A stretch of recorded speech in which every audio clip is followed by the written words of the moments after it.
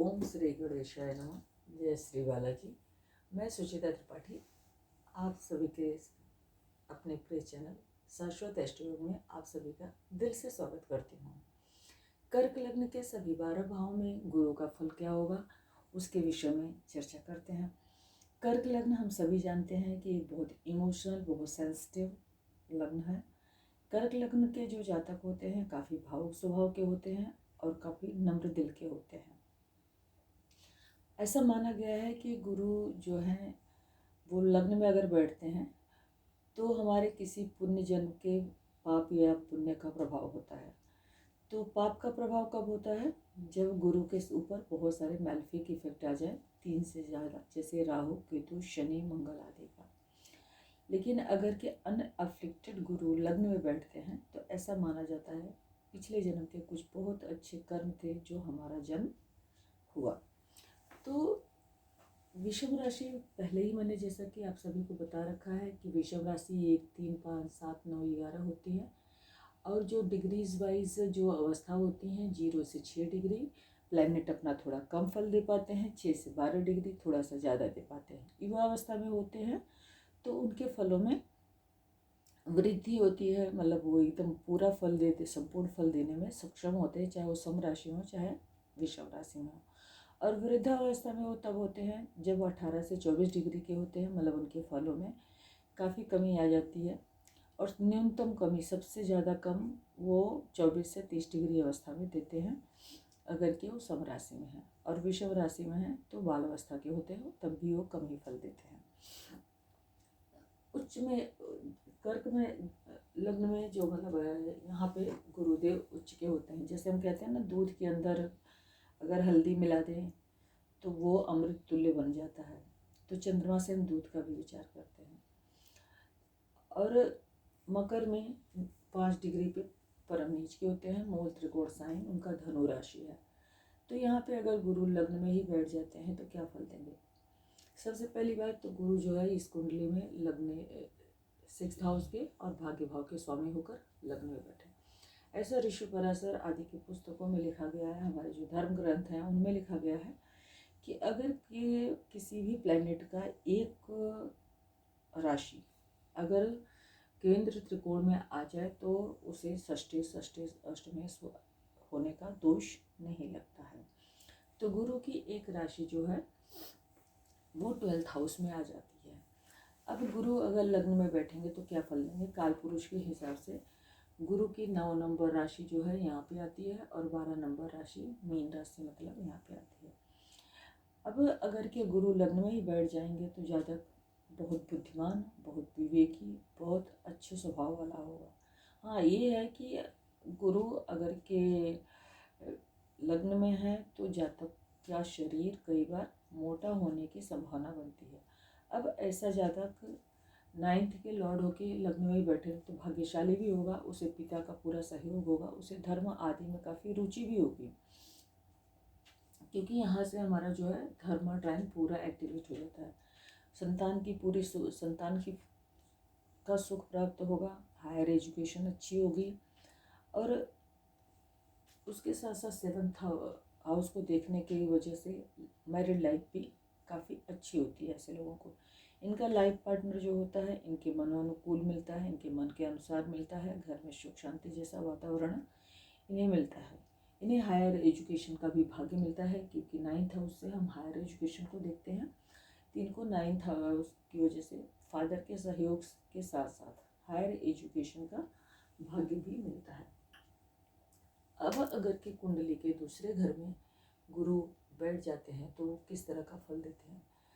गुरु अगर कुंडली के दूसरे घर में बैठ जाते हैं तो जातक की, अब ये सूर्य की राशि में बैठे हैं, तो जातक की जो वाणी होती है काफ़ी प्रभावशाली, काफ़ी इफेक्टिव वाणी होती है। मतलब वाणी ऐसी होती है कि जो इंसान बोल दे और सत्य हो जाए। जैसे कहते हैं ना कि इनके तो भैया जुबान पे ही सरस्वती बैठी है। इस तरह की स्थिति का विचार करते हैं कि अगर के 2nd हाउस में ही गुरु बैठ जाए तो ये स्थिति होती है कि जातक जो बोल दे कई बार वो चीज़ें सही हो जाती हैं। ऐसे जातक को खाने पीने का बहुत शौक़ होता है और ख़ास करके ऐसे जातक को मीठा खाने का बहुत शौक़ होता है। अब 6 के लॉर्ड होके धन भाव में बैठे हुए हैं, तो बेसिकली ये देखा जाए तो अर्था ट्राइन पूरा एक्टिवेट हो जा रहा है। यहाँ पे बैठेंगे तो 5वीं दृष्टि से ये 6th हाउस को देखेंगे, जहाँ से हम जॉब आदि कंपटीशन आदि का विचार करते हैं। तो जिसकी वजह से इन लोगों को जॉब कैरियर के मामले में कभी भी कोई दिक्कत नहीं होती, धन से जुड़ी कोई समस्या नहीं होती है।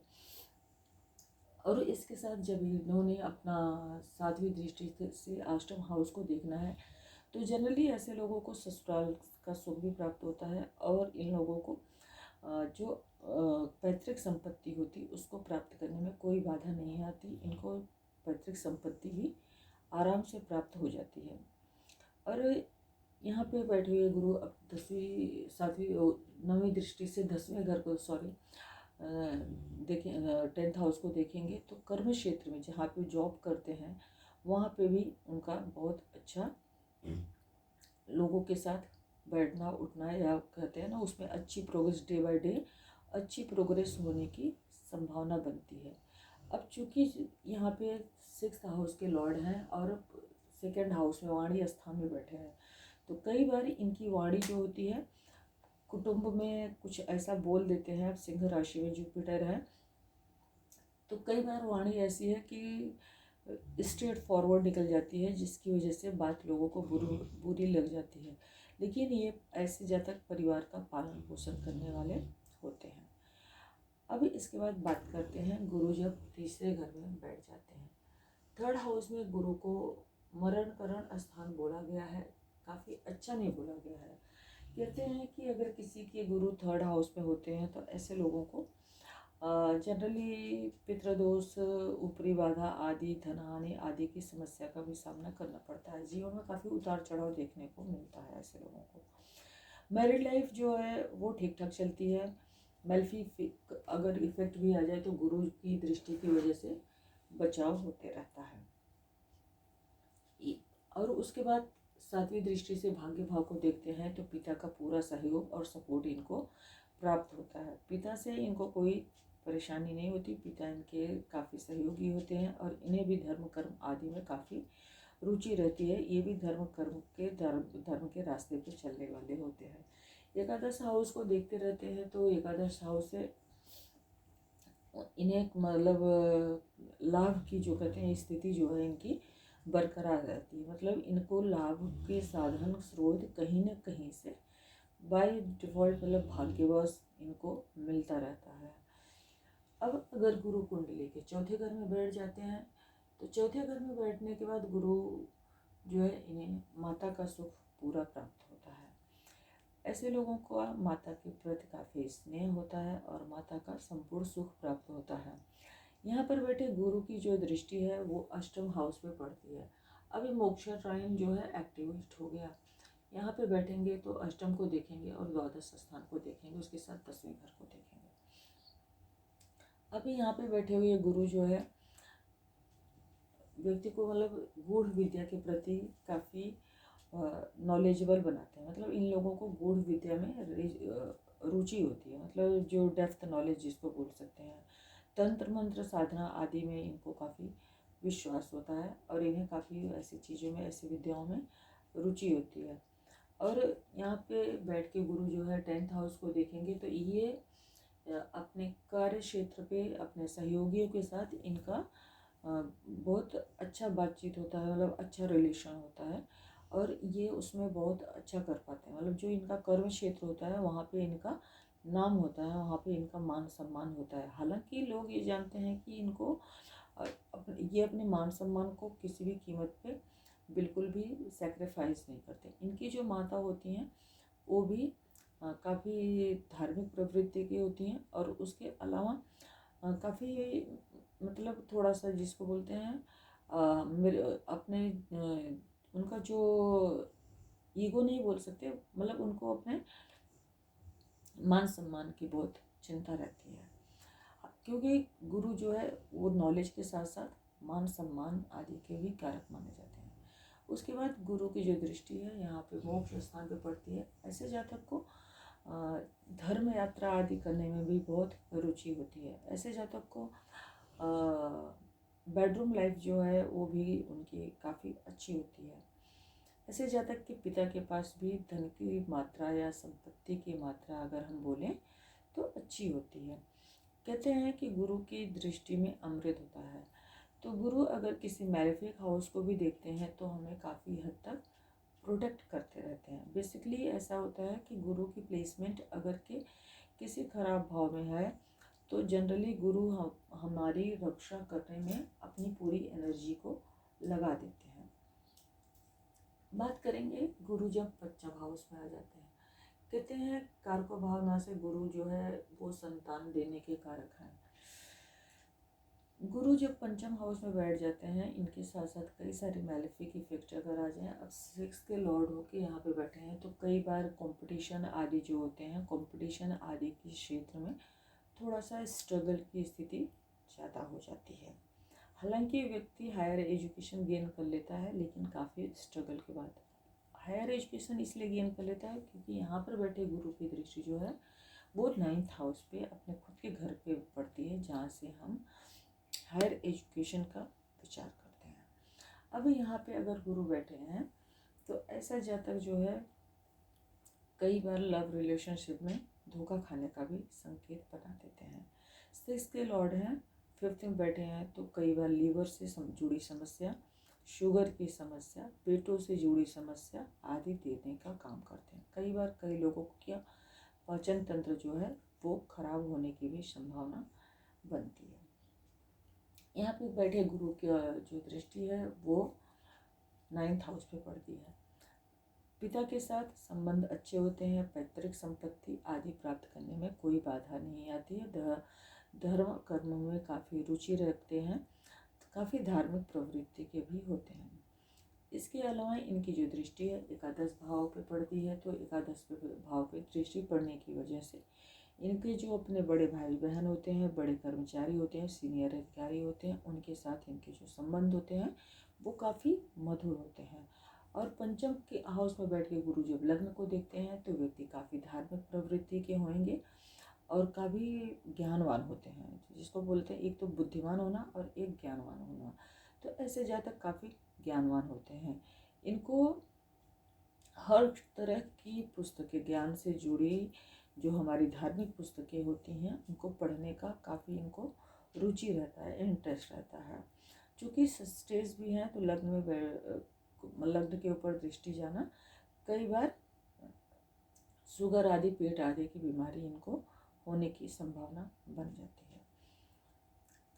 पर गुरु जो है 6 के लॉर्डों के पंचम में बैठते हैं तो कई बार संतान से जुड़ी समस्या भी दे सकती है। कई बार संतान या तो विलम्ब से होती है या होती नहीं है, या संतान काफ़ी मेडिकल ट्रीटमेंट के बाद होती है, या तो संतान जो होती है उसका कुछ न कुछ उन्हें हेल्थ इश्यूज, क्योंकि छठे घर से हम रोग पीड़ित शत्रुओं का विचार करते हैं। 6 के लॉर्ड 5th में आ गए, संतान भाव में आ गए तो कई बार संतान को कुछ न कुछ हेल्थ इश्यूज लगे रह जाते हैं। अब गुरु अगर छठे घर में बैठ जाता है, 6th हाउस में गुरु को बहुत अच्छा नहीं माना जाता है, हालांकि वो अपने स्व राशि में बैठे हैं। यहाँ पे गुरु बैठते हैं तो जनरली कहा जाता है कि यहाँ पे गुरु है तो व्यक्ति का जो अगर किसी का प्रोफेशन अगर कि वकालत का है या मतलब कोई डॉक्टरी के प्रोफेशन में है तो ऐसे लोगों की दवाइयाँ नहीं लगती। कहते हैं कि यहाँ पे बैठे हुए गुरु का जो आस्पेक्ट सीधा जो 12वें घर में पड़ता है, ऐसे लोग फ्री का ज्ञान देते हैं लोगों को, और इनका ज्ञान जो है वो यूज़फुल भी होता है, लेकिन इनकी बात को कोई महत्व नहीं देता है। यहाँ पे बैठे हुए गुरु के साथ एक चीज़ और भी होती है। द्रौपदी के चार्ट में 6th हाउस में गुरु थे। ऐसे लोगों को गॉड ग्रेस कहते हैं ना, भगवान का आशीर्वाद बहुत आराम से मिल जाता है। ऐसे लोगों को सपोर्ट, रोग ऋण शत्रु इनका कुछ उखाड़ नहीं पाते हैं, मतलब कुछ भी बिगाड़ नहीं पाते हैं। लेकिन ये है कि इन्हें ईश्वर की सहायता भी बहुत आराम से प्राप्त हो जाती है। ऐसे लोगों के पास धन की कमी नहीं होती है, इनके पास धन पर्याप्त मात्रा में होता है, क्योंकि यहाँ पे बैठे हुए गुरु जो है 1 2 3 4 5 10th हाउस को, कर्म भाव को देखते हैं, और उसके बाद 6 7 द्वादश स्थान को देखते हैं, फिर 8-9 धन के स्थान को देखते हैं। तो कई बार ऐसे लोगों का स्वभाव खर्चीला भी होता है, पर इन्हें कभी भी उसके बावजूद भी इनको धन की कमी नहीं होती। गुरु की 9th दृष्टि जो है सीधा सीधा इनके धन भाव पे पड़ती है, परंतु इनके जो शत्रु होते हैं काफ़ी हाई लेवल के होते हैं, लेकिन उसके बावजूद भी वो इनका कुछ भी बिगाड़ पाने में असमर्थ होते हैं। ऐसे लोगों के पास धन संपत्ति की कोई कमी नहीं होती है। अब अगर गुरु जो है कुंडली के 7th हाउस में बैठ जाते हैं, कुंडली के 7th हाउस में जब गुरु बैठ जाते हैं तो जनरली औरतों के लिए अच्छे हो जाते हैं, पर आदमी के लिए अब ये चूँकि लग्न को देखते हैं तो इंसान अपनी अथॉरिटी चाहता है ना। गुरु जो है वो नॉलेज की कारक है, तो वो अपनी सेल्फ रिस्पेक्ट, अपना ईगो, अपना अथॉरिटी चाहने की वजह से कई बार वैवाहिक जीवन में थोड़ा तनातनी जैसे माहौल रहता है। चूँकि यहाँ पे वो 6 के लॉर्ड भी बन जाते हैं, ये भी एक वजह हो जाती है। लेकिन यहाँ पे बैठे हुए गुरु मैरिड लाइफ को टूटने नहीं देते जब तक 3-4 बेनिफिक इफेक्ट ना आए। मतलब लाइफ में जो है घिसट के चलती रहती है, पर मैरिड लाइफ टूटती नहीं है। हाँ, यहाँ पे बैठे हुए गुरु जो है बिजनेस पार्टनर आदि के लिए अच्छे होते हैं, पर उनकी महादशा अंतरदशा में भी थोड़ा सावधान रहने की ज़रूरत पड़ती है। अभी यहाँ पे बैठे गुरु होते हैं तो मैरिड लाइफ में जो मेन खराब होता है बेसिकली ये शुक्र की राशि होती है। यहाँ पे शुक्र की राशि, अभी यहाँ पे गुरु नीच के भी हो जाते हैं, दिशाबल जो है वो बिल्कुल दिक्बल कहते हैं उसको, शून्य हो जाता है। लेकिन यहाँ पे गुरु बैठे तो मैरिड लाइफ के लिए इसलिए अच्छे नहीं होते। कहते हैं कि बेडरूम में शुक्र का काम है, वीनस का काम है, जुपिटर वहाँ पे वहाँ पे जो कहते हैं फिजिकल इंटीमेसी जो है वो कम हो जाती है काफ़ी। एंड उसके बाद यहाँ पे बैठे गुरु का जो दृष्टि है वो एकादश हाउस पे पड़ती है। एकादश हाउस पे दृष्टि पड़ने की वजह से लाभ के स्रोत बराबर निरंतर बने रहते हैं। उसके बाद उनकी जो दृष्टि पड़ती है 9th, वो कर्म स्थान में पड़ती है। तो जो व्यक्ति होगा 9th के लॉर्ड भी हैं तो वो अपने कर्म क्षेत्र में काफ़ी प्रोग्रेस करेगा, मतलब उसे कर्म करने में आलसी नहीं होगा। कर्म जो है वो अपने मेहनत को पूरा करेंगे और उसका फल प्राप्त करेंगे। बस मैरिड लाइफ में थोड़ा फिजिकल इंटीमेसी नहीं देते हैं। अब गुरु अगर के अष्टम हाउस में आ जाते हैं तो अष्टम हाउस के गुरु जो है यहाँ पे बैठ के सबसे पहले तो 12वें घर को देखते हैं। इंसान को कई बार मोक्ष के लिए प्रेरित करते हैं, कई बार डेप्थ नॉलेज के लिए, ऑकल्ट साइंस से जुड़ी, तंत्र ज्ञान से जुड़ी नॉलेज के लिए कई बार जातक को इनकरेज करते हैं। ऐसे जातकों को गूढ़ विद्याओं में काफ़ी रुचि होती है। ऐसे लोगों को धार्मिक यात्रा करने का काफ़ी शौक होता है। और इसके बाद 2nd हाउस को देखते हैं तो पैतृक संपत्ति आदि भी प्राप्त कराते हैं, बिना कमाए धन की भी प्राप्ति ऐसे जातक को अच्छी मात्रा में हो जाती है। फिर यहाँ पे बैठ के 4th हाउस को देखते हैं तो ऐसे जातक की माता को कई बार हेल्थ इश्यूज महादशा अंतरदशा में आते हुए देखा गया है। लेकिन चूंकि गुरु की दृष्टि अच्छी होती है तो ऐसे भूमि भवन वाहन आदि की कोई कमी नहीं होती है ऐसे में। अब गुरु अगर के खुद के ही घर में आ जाते हैं यहाँ पे 9th हाउस में। 9th हाउस में जो गुरु की राशि है वहाँ पे काल पुरुष के हिसाब से अगर के देखा जाए तो धनु राशि भी पड़ती है। अब यहाँ पे गुरु आ गए, सस्टेज गुरु है, तो कई बार गुरु की महादशा अंतरदशा में फादर का हेल्थ जो है वो थोड़ा सा इफेक्ट कर सकता है, मतलब पिता का स्वास्थ्य जो है उस टाइम पे थोड़ा ख़राब रहने की संभावना बनती है।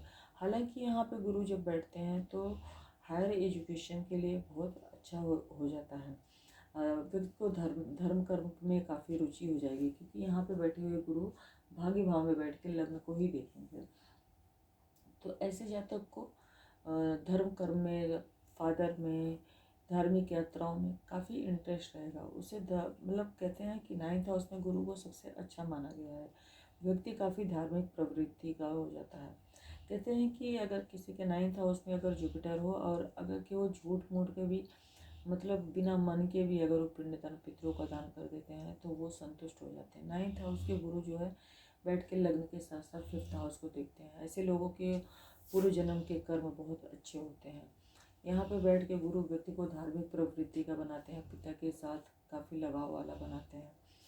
चूँकि ये सस्टेज भी हैं तो कई बार पिता की हेल्थ को थोड़ा सा नुकसान पहुँचाने का कार्य जरूर करते हैं।